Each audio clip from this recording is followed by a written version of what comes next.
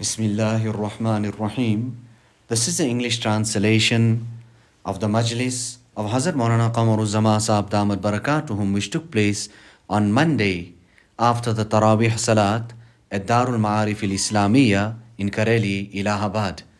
Monday, the 6th of Ramadan, 1447, the 23rd of February, 2026. Our Hazrat Wala is saying that I am thankful to you people that every year you come in great huge numbers. Allah Ta'ala accept this. And Allah Ta'ala, may He fulfill all your necessities and all your needs. Appreciate this place and appreciate your time. What can you ask for, or what do you want greater than Ramadan?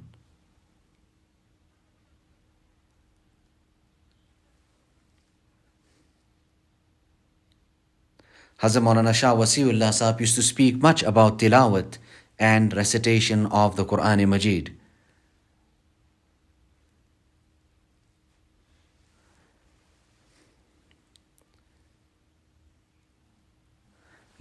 And he would also emphasize, leave this talks, chat talk this side and that side. And he would even go to the extent of saying to me that go and see what other people doing. And then simultaneously he would say, listen, this is not spying, rather I am looking after my institution. I'm not feeling too well, but I will read a bit. Allah Ta'ala give us the tawfiq and the hidayat of making amal. So here, the recitation of the Quran Majid, Allah Ta'ala is saying, لَقَدْ مَنَّ اللَّهُ عَلَى الْمُؤْمِنِينَ إِذْ بَعَثَ فِيهِمْ رَسُولًا مِّنْ أَنفُسِهِمْ يَتْلُو عَلَيْهِمْ آيَاتِهِ وَيُزَكِّيهِمْ وَيُعَلِّمُهُمُ الْكِتَابَ وَالْحِكْمَةَ. Allah bestowed a favor on the believers when He sent in their midst a messenger from among themselves. He recites to them His verses and purifies them from shirk and other evils, and teaches them the book and things of benefit. Now the Quran is one of the greatest things for the tazkiyah and purification of the nafs. After all, it is a book of purification. Its source, its fountainhead and its basis, the person who wants tazkiyah of his nafs, purification of his self, should seek it in the Quran.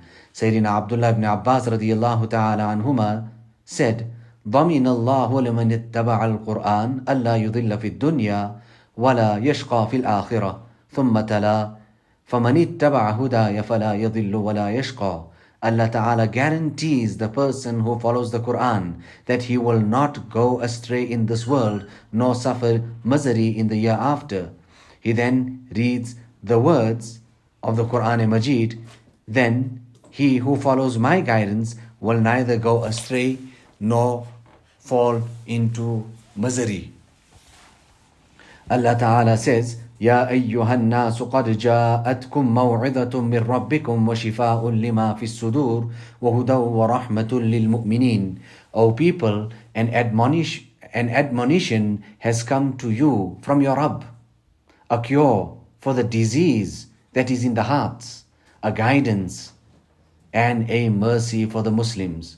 قال ابن القيم القرآن هو الشفاء التام من جميع الأدواء القلبية والبدنية وأدواء الدنيا والآخرة. Allama Ibn Qayyim said the Quran is a complete cure from all spiritual and physical maladies of this world and the year after. Now Allah Ta'ala says, الذين آتيناهم الكتاب يتلونه حق تلاوته أولئك يؤمنون به.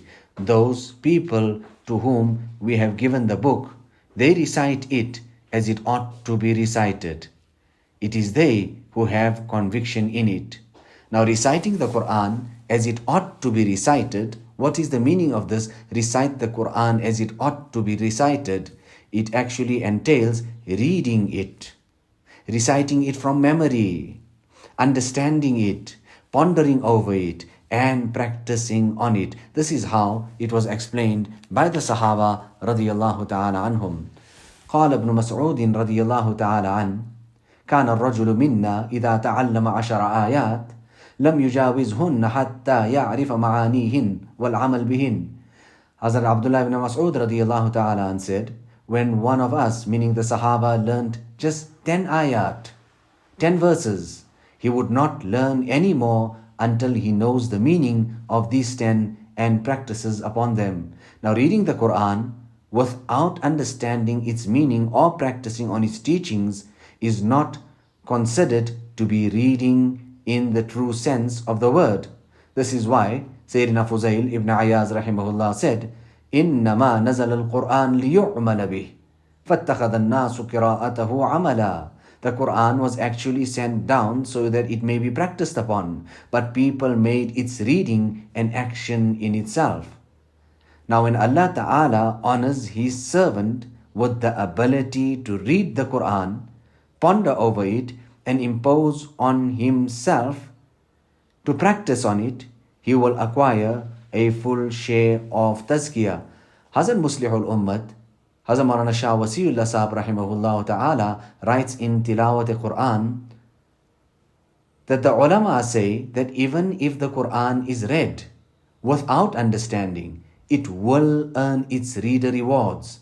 Hazrat Mullah Ali Qari rahimahullah ta'ala said, quotes, that Allama Ibn Hajar said, every person is rewarded for reading the Quran, irrespective of whether he understands it or does not understand at all.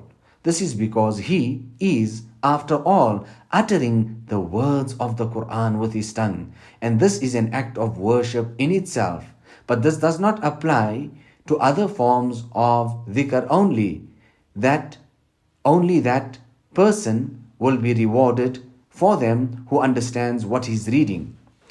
However, this point is questionable because rejecting reward for general forms of dhikr which are read without understanding requires proof from Quran and Hadith. If not, qiyas, logic, demands that there be no difference between them in the reward itself. Even if there are differences in reward between reading the Quran and reading something else, and reading with understanding and without understanding. Now, Allama Ibn Hajar rahimahullah ta'ala was a distinguished and eminent alim whose opinions are furnished by scholars, by ulama as evidences and quoted in their writings. Mullah Ali Qari rahimahullah quoted his statement and did not refute it as he normally does. He maintained this view. This shows that Mullah Ali Qari rahimahullah himself holds the same view, meaning the person receives the reward for the actual reading of the Quran even if it is without understanding. Yes, it is another matter that he will receive more rewards if he reads it with understanding. No matter what, the actual reward for reading cannot be denied. Most definitely a person will be rewarded. Now you people have come with ikhlas, and Allah Ta'ala does not let the sincerity, noble intention, ikhlas of a person go to waste. رَبَّنَا تَقَبَّلْ مِنَّا إِنَّكَ أَنْتَ السَّمِيعُ